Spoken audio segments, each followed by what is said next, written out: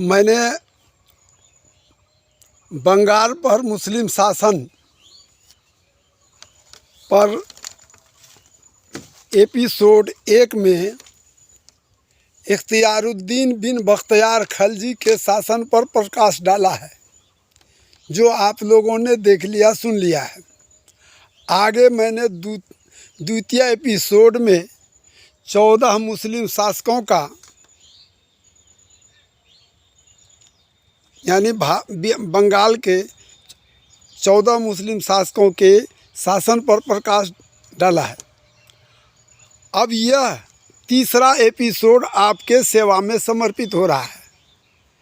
इसके बारे में मुझे, चूँकि बंगाल पर लंबे टाइम तक मुस्लिम शासक रहे, इसमें कोई शंका की बात नहीं है, तो मैंने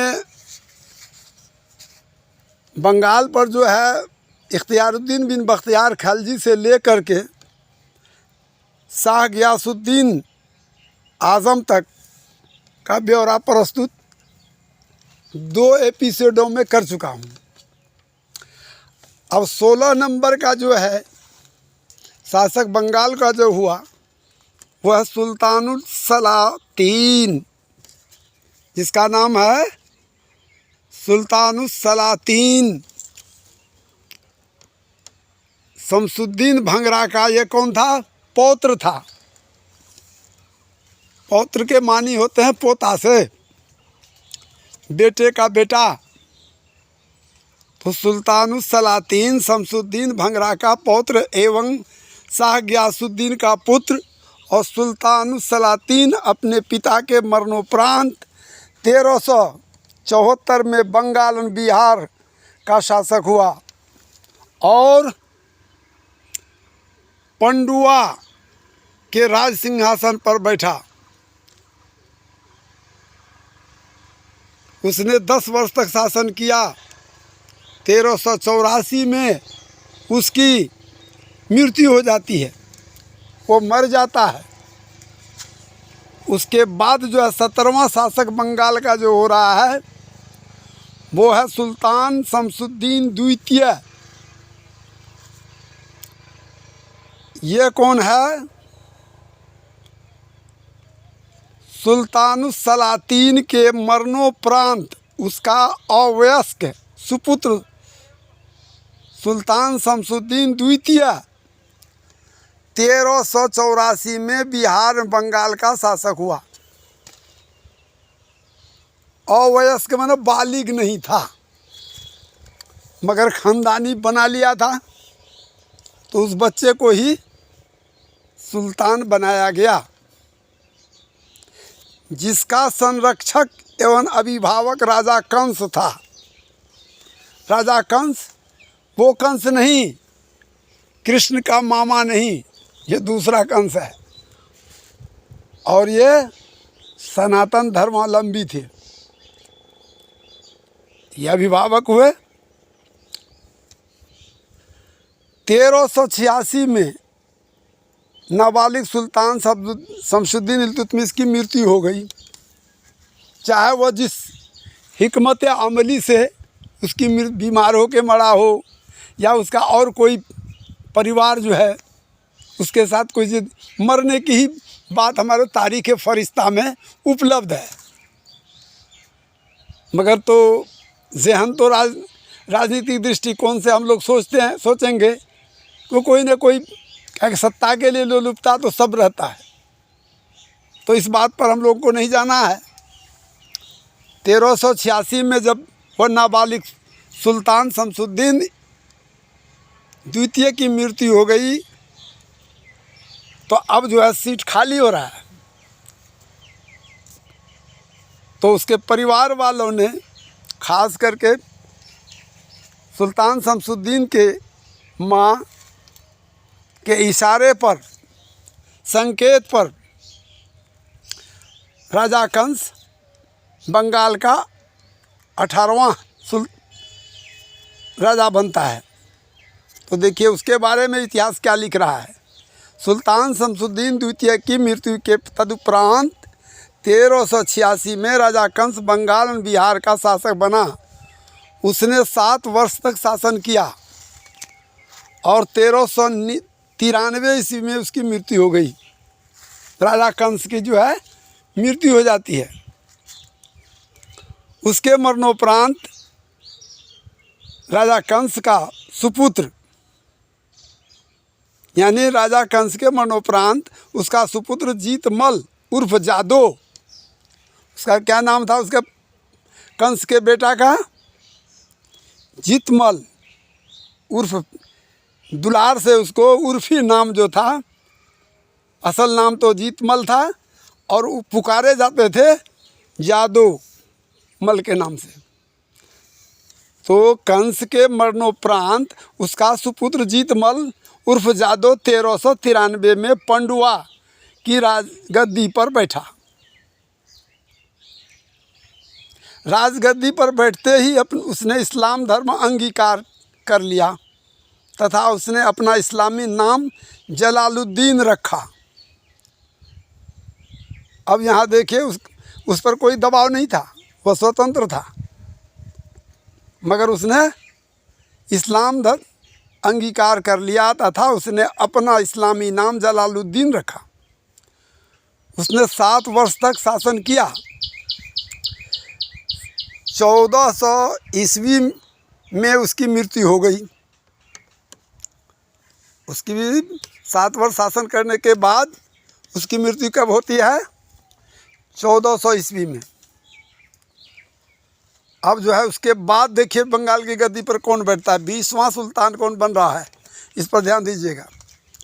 सुल्तान शमसुद्दीन अहमद, ये 20वां सुल्तान पंडुआ की राजगद्दी पर बैठ रहा है, जो मालदा जिला में पड़ता है पंडुआ। सुल्तान जलालुद्दीन की मृत्यु के पश्चात राजा कंस का पौत्र एवं जलालुद्दीन का सुपुत्र सुल्तान शमसुद्दीन अहमद 1400 ईस्वी में पंडुआ की राजगद्दी पर बैठा। उसने बंगाल एवं बिहार पर 18 वर्ष तक शासन किया। दिसंबर 1418 में उसकी मृत्यु हो गई। ये भी जो है एक न एक दिन तो मौत है ही। दिसंबर 1418 में उसकी मृत्यु हो गई, यानी यह कंस का पोता हुआ, जलालुद्दीन या जीतलमल का बेटा हुआ। अब उसके बाद जो है 21वां शासक जो है पंडुआ का कौन हो रहा है, बंगाल का कौन हो रहा है? नासिरुद्दीन गुलाम। सुल्तान शमसुद्दीन अहमद निसंतान था। उस निसंतान सुल्तान के मरणोपरांत उसका गुलाम नासिरुद्दीन 1418 में अंतिम माह के अंतिम सप्ताह में पंडुआ, जिसका आज नाम अदीना भी पुकारा जाता है, की राजगद्दी पर बैठा। कुछ समय पश्चात सल्तनत के उमराव ने नासिरुद्दीन गुलाम की हत्या करवा दी। अब देखिए, राजतंत्र में भी ये धंधा था और प्रजातंत्र में भी ये धंधा था। बोलने के बाद तो लोग कहेंगे कि पार्टी और दलगत से ये बोल रहे हैं, इतिहास हमारे सामने की घटना है। लाल बहादुर शास्त्री की हत्या, ललित नारायण मिश्रा की हत्या, ये सब जो सत्ता में रहता है वो एक दूसरे की हो सकता है कि हमको पछाड़ देगा, उसकी हत्या करवा देता है। उसी तरह से जो है यहाँ नासिरुद्दीन गुलाम की हत्या करवा दी। कौन, किसने? उमरा, जो मंत्रिमंडल में रखा था वही लोग, जैसा कि रजिया सुल्तान के रीजन में उसके बाप ने किया था। 40 आदमियों की कमेटी बनाकर मंत्रिमंडल रखा था और वही नचाता था सबको। ठीक उसी तरह से यहाँ बंगाल में हो रहा है। तो अब चलिए, नासिरुद्दीन के हत्या के बाद 22वां शासक जो है बंगाल का कौन हो रहा है? अबुल मुजफ्फर महमूद शाह। बहुत लंबा है, मुसलमानों का नाम खानदानी रिश्ता जोड़ के रखता है लोग। पंडवा अदीना के उमराव ने नासिरुद्दीन गुलाम की हत्या करवाकर भूतपूर्व बंगाल शासक सुल्तान शमसुद्दीन भंगरा के पौत्र अबुल मुजफ्फर महमूद शाह को सुल्तान नासिरुद्दीन भंगरा की उपाधि प्रदान कर पंडवा की राजगद्दी पर बैठाया। बंगाल की सत्ता भूतपूर्व शाही परिवार में चली आई। सुल्तान नासिरुद्दीन भंगरा परिवार में तो वह सत्ता चली ही आई। अब चलिए आगे। सुल्तान नासिरुद्दीन भंगरा अबुल मुजफ्फर महमूद शाह 10 वर्ष तक बंगाल एवं बिहार का पर शासन किया। 1428 में उसकी मृत्यु हो गई। उसने तिरहुत में एक शहर बसाया, वह मुजफ्फरपुर है। उसके बाद फिर आप चलिए, वो तो मर जाता है। मरने के उसके मरणोपरांत अब फिर देखिए सुल्तान रुकनुद्दीन बारबक्श शाह, ये 23वां मुस्लिम शासक बंगाल पर होता है।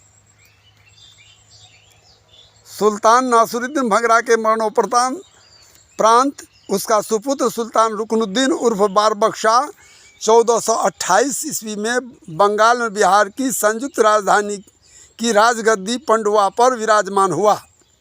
उसने 7 वर्ष तक शासन किया। 1435 में उसका देहांत हो गया। फिर 24वां शासक कौन हो रहा है बंगाल का? सुल्तान शमसुद्दीन यूसुफ शाह। बड़ा लंबा नाम होता है मुसलमानों का।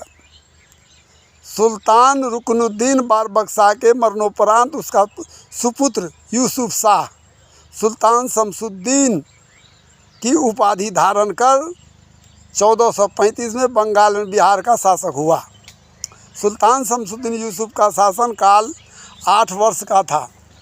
1443 में उसकी मृत्यु हो जाती है, यानी 1443 में उसकी मृत्यु हो गई।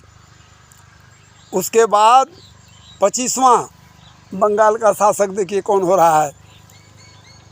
25वां शासक होता है सिकंदर शाह द्वितीय। सुल्तान शमसुद्दीन उर्फ यूसुफ शाह के मरणोपरांत दरबारी अमीरों ने सिकंदर शाह द्वितीय को पंडवा की राजगद्दी पर बैठाया, किंतु कुछ ही घंटों में उसे पदच्युत भी कर दिया। फिर 26वां सुल्तान कौन बन रहा है? सुल्तान जलालुद्दीन फतह शाह। सुल्तान जलालुद्दीन फतह शाह सुल्तान शमसुद्दीन यूसुफ शाह के मरणोपरांत दरबारी अमीरों ने सिकंदर शाह द्वितीय को बंगाल का सुल्तान बना दिया था, किंतु कुछ ही घंटों के पश्चात उसे पदच्युत करके 1443 में ही जलालुद्दीन फतह शाह को बंगाल एवं बिहार का शासक बनाया।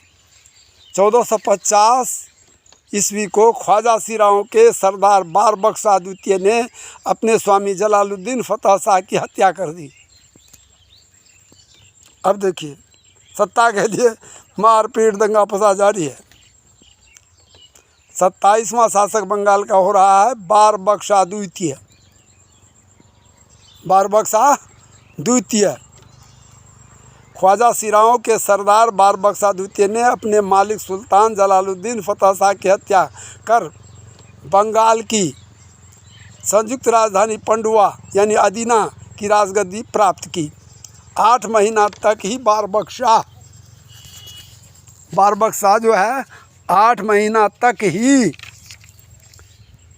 शासन किया था कि इसी संदर्भ में मलिक आंदिल ने 1450 में उसकी हत्या कर दी।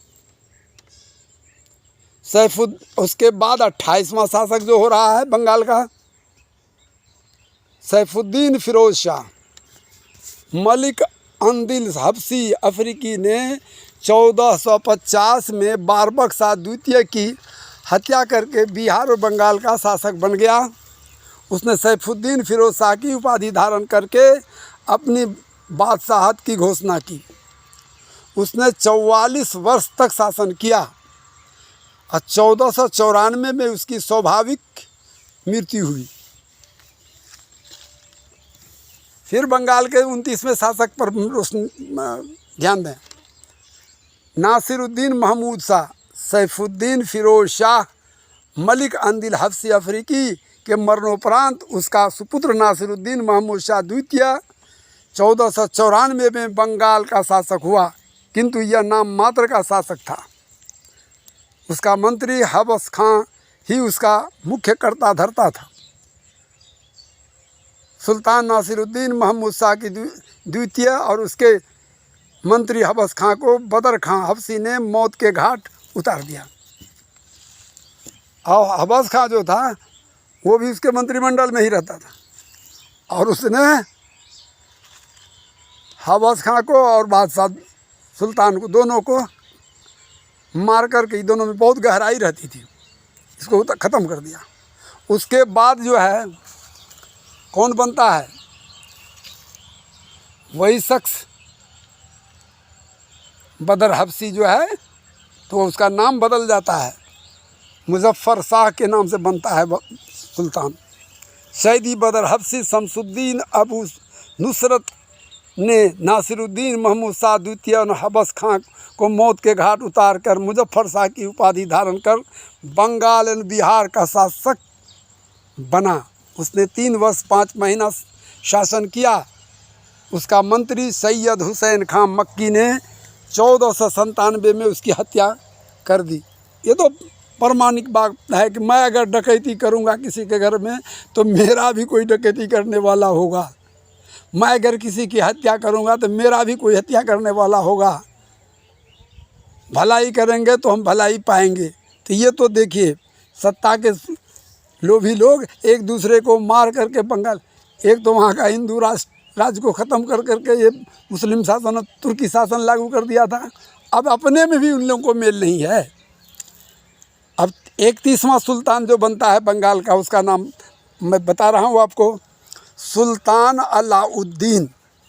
1497 में सैयद हुसैन शाह मक्की ने सुल्तान मुजफ्फर शाह, सैदी बदर हफ्सी, शमसुद्दीन अबू नुसरत की हत्या करके बंगाल का शासक बना तथा उसने सुल्तान अलाउद्दीन की उपाधि धारण किया। उसका मूल नाम सैयद हुसैन शाह शरीफ मक्की था। 21 वर्ष शासन करने के पश्चात 1518 ईस्वी में उसकी मृत्यु हो गई। तो ध्यान दीजिएगा, हम जो इतिहास बताते जा रहे हैं, ये इतिहास जानना बहुत ज़रूरी है। अब उसके बाद 32वां शासक हो रहा है बंगाल का, कौन? नसीब शाह। सुल्तान अलाउद्दीन सैयद हुसैन शाह शरीफ मक्की के मरणोपरांत उसका सुपुत्र नासिरुद्दीन नुसरत शाह 1518 में नसीब शाह की उपाधि धारण कर बंगाल का शासक बना। बंगाल का शासक बना। 21 अप्रैल 1526 में दिल्ली सल्तनत का सुल्तान इब्राहिम लोदी पानीपत पंजाब के मैदान में ज़हीरुद्दीन मोहम्मद बाबर से युद्ध में पराजित होकर मारा गया। उसकी बेटी आगरा से भागकर बंगाल शासक नसीब शाह के पास पंडुआ पहुंची थी। नसीब शाह ने उससे विवाह कर लिया। पश्चिम में बलिया, जौनपुर, बनारस तथा नसीब शाह के अधीन था। नसीब शाह बहुत चतुर व्यक्ति था।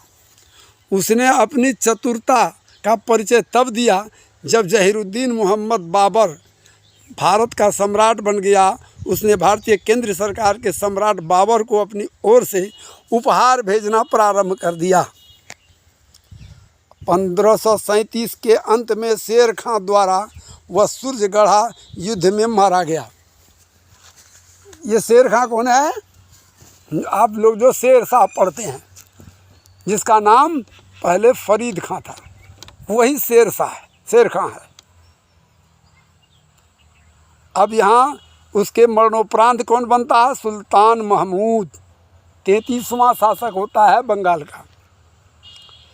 सुल्तान महमूद बंगाली नसीब शाह के अमीरों में एक विशेष अमीर सल्तनत था। माना जितना भी मंत्रिमंडल में व्यक्ति था उसमें बढ़िया और चालाक चुस्त कौन अमीर था, उसका क्या नाम था?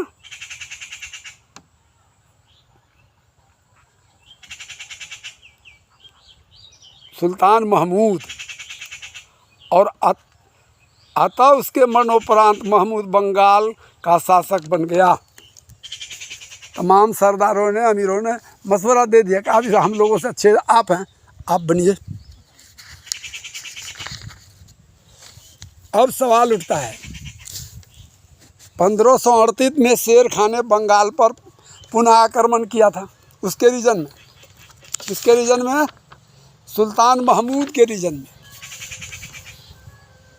1538 में शेर खान ने बंगाल पर पुनः आक्रमण किया। शेर खान से भयभीत होकर महमूद नसीरुद्दीन मोहम्मद हुमायूं के पास दिल्ली चला गया। यहाँ से भाग करके महमूद कहाँ जाता है? नसीरुद्दीन मोहम्मद हुमायूं। जब तक के बाबर ख़त्म हो चुका था, बाबर 1530 में ही मर गया था। उसके मरणोपरांत जो है हुमायूं बना था। 6 अप्रैल 1538 को शेर खान का अमीर सल्तनत बहादुर ने बंगाल पर अधिकार कर लिया। 6 अप्रैल 1538 इसमें शेर खान का अमीर सल्तनत बहादुर ने बंगाल पर अधिकार कर लिया। अब उस पर किसका कब्जा हो रहा है? देखिए, गौर कीजिएगा। बंगाल पर सुल्तान महमूद सुलेमान कर्रानी अफ़गानी, चूँकि नस्लन पेशावरी थे, पेशावर के रहने वाले थे शेर खान। अफ़गान लोग उधर से ही आए हैं। शेर शाह सूरी के शासनकाल में उधर से लोग इस पार दिल्ली तक आए, बंगाल तक चले गए। सत्ता रहने के बाद सत्ताधारी पक्ष में जो वंशावली होता है, ख़ानदान होता है, वो तो कुछ न कुछ अपने आदमी की मदद करता है। और दूसरे देश, दूसरे क्षेत्र से आकर के यहाँ था तो भारत ही हो, मगर दूरी था। यहाँ से अभी वो अलग मुल्क राष्ट्र बन गया है। तो अब हम बता रहे हैं आपको, सुल्तान महमूद सुलेमान कर्रानी अफ़गानी, सुलेमान कर्रानी अफ़गानी को सुल्तान महमूद की उपाधि प्रदान करके शेर खान ने बंगाल का राज्यपाल नियुक्त किया। सुल्तान महमूद सुलेमान कर्रानी अफ़गानी को किसने बंगाल का गवर्नर नियुक्त किया, राज्यपाल नियुक्त किया या सूबेदार नियुक्त किया? तो शेर शाह सूरी ने। 22 मई 1545 में शेर शाह की आकस्मिक मृत्यु के पश्चात सुल्तान महमूद बंगाल का स्वतंत्र शासक बन गया। 1568 में उसने तृतीय मुगल सम्राट जलालुद्दीन मोहम्मद अकबर की अधीनता स्वीकार कर ली। और 1572 में सुलेमान कर्रानी अफ़गानी सुल्तान महमूद की मृत्यु हो गई। ये तो रहा बंगाल के 34वें सुल्तान या सूबेदार कहिए। ये बीच में तो सूबेदारी आ गया, सुल्तान नहीं रहा। 35वां बायजीद सुल्तान महमूद सुलेमान कर्रानी के मरणोपरांत उसका ज्येष्ठ पुत्र बायजीद कर्रानी बंगाल की गद्दी पर बैठा। और दाऊद खां कर्रानी, बायजीद कर्रानी के मरणोपरांत उसका अनुज दाऊद खान कर्रानी बंगाल का स्वतंत्र शासक हुआ। मुगल काल में 1574 में दाऊद खां कर्रानी को पदच्युत कर बंगाल को मुगल साम्राज्य में सम्मिलित कर लिया गया।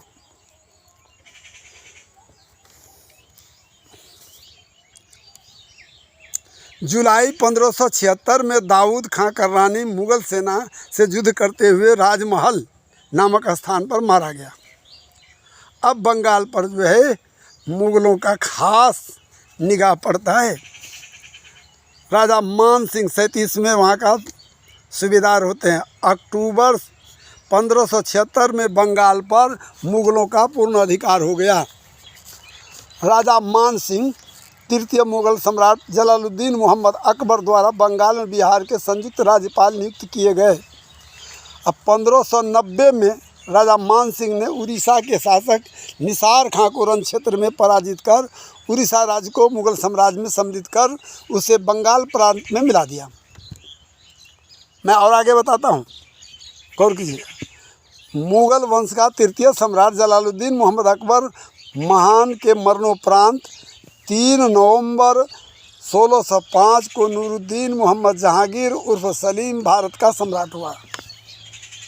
अब देखिए, अब जहांगीर कुली खां, अब बंगाल का शासक बदल, ऊपर में दिल्ली का सल्तनत जो है बदला है, तो अब थोड़ा उसके ताकतवर राजा था अकबर।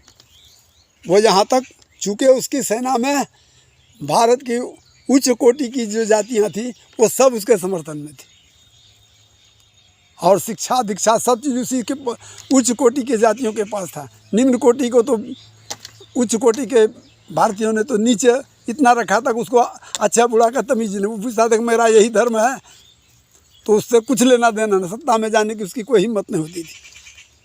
अब चलिए मैं जहाँ ले जा रहा हूँ बंगाल का 38वां शासक की ओर। जहांगीर कुली खां मुगल वंश का चतुर्थ सम्राट, ले जा रहा हूँ वहीं। मुगल वंश का चतुर्थ सम्राट नूरुद्दीन मोहम्मद जहांगीर ने बंगाल के राज्यपाल राजा मान सिंह को बंगाल की राजधानी वर्धमान से आगरा बुला लिया। उस वक्त ये जहांगीर कुली जब को कहाँ बैठाया, बंगाल की राजधानी कहाँ कर दिया मुगलों ने, वर्धमान में। और यहाँ का शासक कौन था, जहांगीर कुली खां सूबेदार था। और उसको जो है 1605 में जहांगीर कुली खां को बंगाल का राज्यपाल किया, जिसकी राजधानी वर्धमान थी। अब जहांगीर कुली को किसने क्या था, नूरुद्दीन ने वहाँ पर रख लिया था, और उसको राजा मान सिंह को आगरा बुला लिया था। इस्लाम खां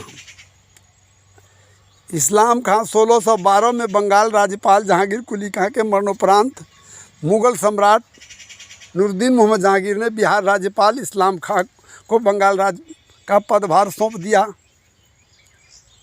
इस्लाम खां को, जबकि वो मर गया, जहांगीर कुली खां मर गया, तो किसको दे रहा है पदभार, इस्लाम खां को। शेर शाह सूरी के वंशजों के समर्थक गुट का उस्मान अफगान बंगाल एवं बिहार में सर्वदा विद्रोह खड़ा करते ही रहता था। उसके विद्रोह का दमन इस्लाम खां ने किया, जब मुगलों का सूबेदार कहलाया। मगर बंगाल के अंदर का, बंगाल, बिहार और उड़ीसा तीनों को एक साथ रखा गया। अब मुगल राजकुमार शाह शुजा, पंचम मुगल सम्राट शहाबुद्दीन मोहम्मद शाहजहां ने 1628 से 1657 तक अपनी 29 वर्षीय शासनावधि के संदर्भ में अपने द्वितीय पुत्र शाह शुजा को 1628 में बिहार एवं बंगाल का संयुक्त राज्यपाल नियुक्त किया, जिसकी राजधानी वर्धमान से हटाकर ढाका कर दी गई। औरंगजेब ने सत्ता संघर्ष के दौरान 1665 में उसे मार डाला। भैयारी में लड़ाई हुआ बंटवारे के लिए, तो इससे इतिहास बड़ी पड़ी हुई है। अब वहाँ पर बंगाल पर जो है 41वां सूबेदार मुगलों का कौन होगा, वो दौर है किसका, औरंगजेब का। शाइस्ता खां, शाह शुजा की हत्या के उपरांत मोहिउद्दीन मोहम्मद औरंगजेब आलमगीर ने अपने मामा शाइस्ता खां को 1665 में बंगाल का राज्यपाल और मुर्शिद कुली खां को उपराज्यपाल नियुक्त किया। पुराने कैलेंडर के अनुसार 11 फरवरी 1707 ईस्वी, तदनानुसार 23 जी कादा 1118 हिजरी, दिन शुक्रवार, समय प्रातः काल फजर के नमाज के उपरांत तथा नए कैलेंडर के तहत दिनांक 3 मार्च 1707 को खुलदाबाद, अहमदनगर, औरंगाबाद, महाराष्ट्र में षष्ठम मुगल सम्राट मोहिउद्दीन मोहम्मद औरंगजेब आलमगीर का स्वर्गवास हो गया। कहाँ मरा, 25-26 वर्षों तक तो मराठों को सैंतने के लिए अपने सैंता गया, वहीं मर गया। अब चलिए हम आगे बता रहे हैं। किसके? औरंगज़ेब के मरणोपरांत बहादुर शाह प्रथम भारत का सम्राट हुआ। पुराने कैलेंडर के तहत 1717 में शाइस्ता खां की मृत्यु हो गई, किंतु मनोहर पांडे की पुस्तक सामान्य ज्ञान 2018 के अनुसार शाइस्ता खां की मृत्यु 1704 में बंगाल की राजधानी ढाका में हो गई। उसके बाद बनता है 42वां सूबेदार। कौन बन रहा है? मुर्शिद कुली खां। बंगाल का 42वां शासक यानी प्रभार होता है उसको, मुर्शिद कुली खां। शाइस्ता खां के मरणोपरांत पूर्व उपराज्यपाल बंगाल मुर्शिद कुली खां 1704 ईस्वी में बंगाल का राज्यपाल नियुक्त हुआ। उसने बंगाल की राजधानी ढाका से मुर्शिदाबाद ले आई, जिस शहर को उसने स्वयं बसाया था। 1727 ईस्वी में उसकी मृत्यु हो गई। अब जब वो मर जाता है तो फिर जो है उस शुजाउद्दीन 1727 में मुर्शिद कुली खां के मरणोपरांत उसका दामाद शुजाउद्दीन बंगाल का राज्यपाल हुआ, जो मुर्शिदाबाद के राज सिंहासन पर विराजमान हुआ। 24 मार्च 1739 में उसकी मृत्यु हो गई।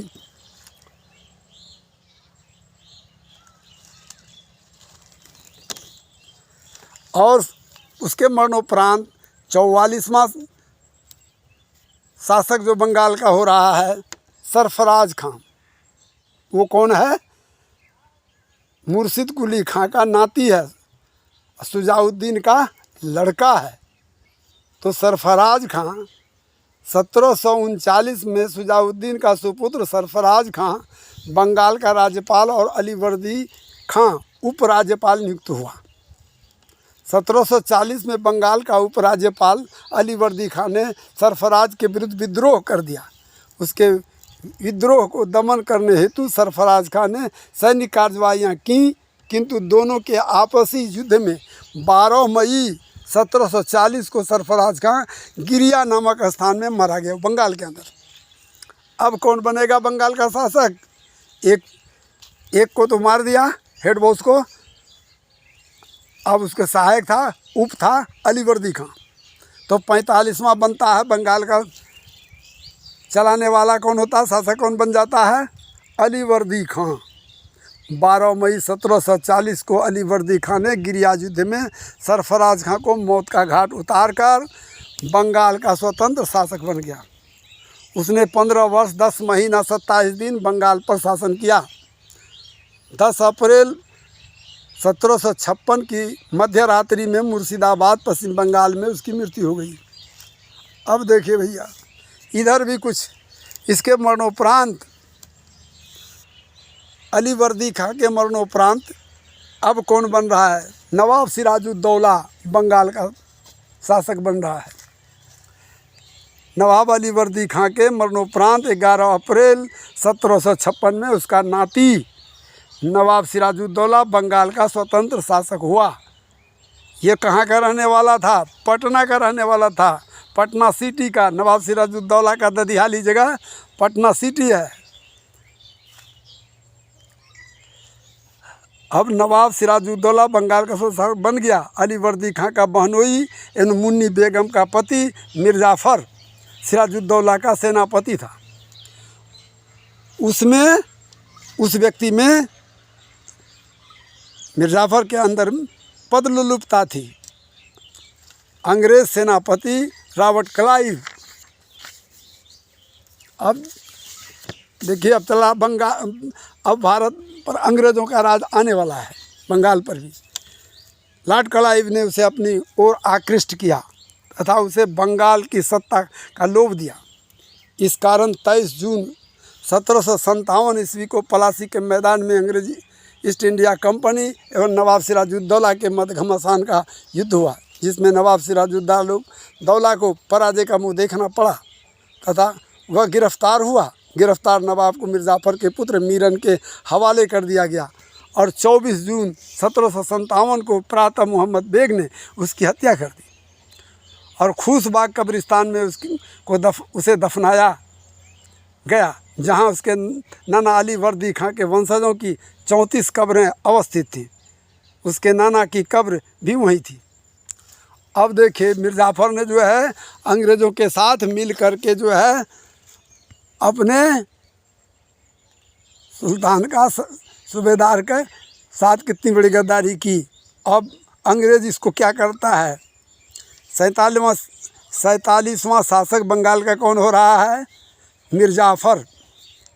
मातृभूमि का वीर सिपाही, राष्ट्रभक्त, शहीद आज़म नवाब सिराजुद्दौला अज़ीमाबादी की शहादत के उपरांत राष्ट्रद्रोही भारत का कपूत, अपने स्वामी का नमक हराम नौकर, मुसलमान के नाम का कलंक मिर्ज़ाफ़र 30 जून 1757 को मुर्शिदाबाद की राजगद्दी पर बैठा। उसने 3 वर्ष 3 माह बंगाल पर शासन किया। रॉबर्ट क्लाइव ने 1760 में उसे पदच्युत कर दिया। अब उसको हटा दिया। उसका बाद थोड़ा सा काट-कूट किया होगा, क्योंकि लोग कहते हैं घर फूटे गंवार लूटे। और कुछ लोग यूँ कहते हैं कि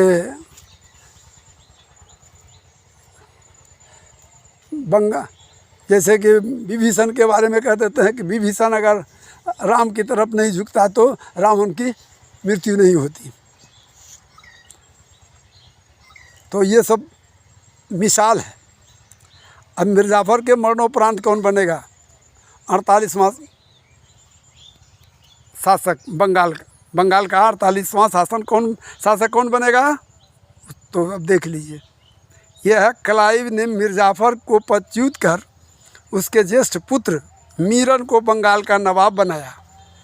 मिर्ज़ाफ़र का बेटा था मीरन, तो बाप को पदच्युत कर दिया तो बेटा को बंगाल का नवाब बनाया। यह ज्येष्ठ सुपुत्र था, किंतु क्लाइव को उससे भी उसकी अनबनी हुई, जिसके कारण क्लाइव ने उसे षड्यंत्र के तहत मार डाला।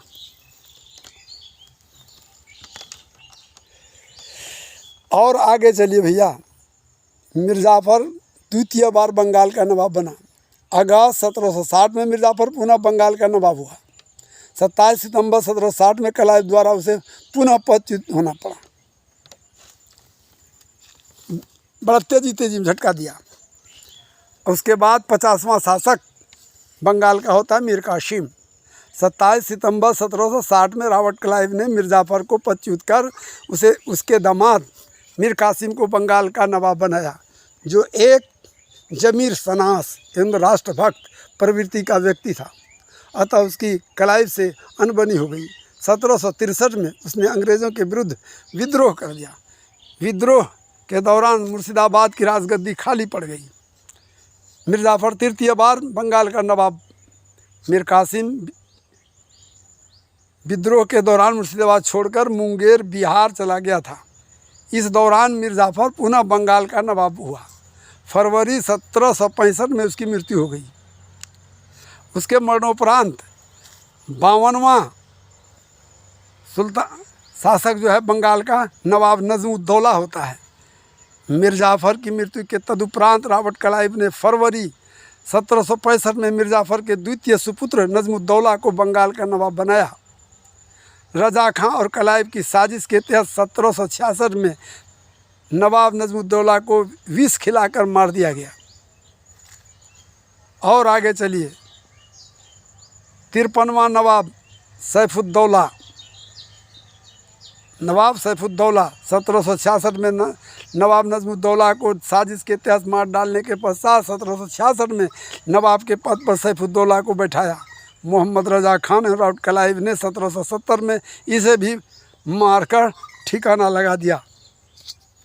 अब चलिए भैया, थोड़ा सा हल्का सा बाकी रह गया है तीसरे एपिसोड में, इसको अब ज़्यादा नहीं रह गया है।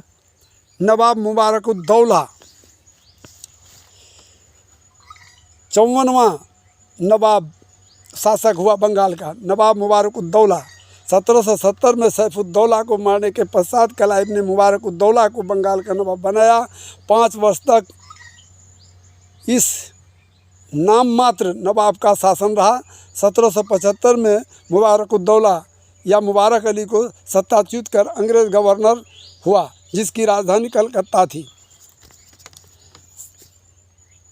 अब है 1197 से 1574 तक में बंगाल में इस्लाम धर्म की काफ़ी उन्नति हुई।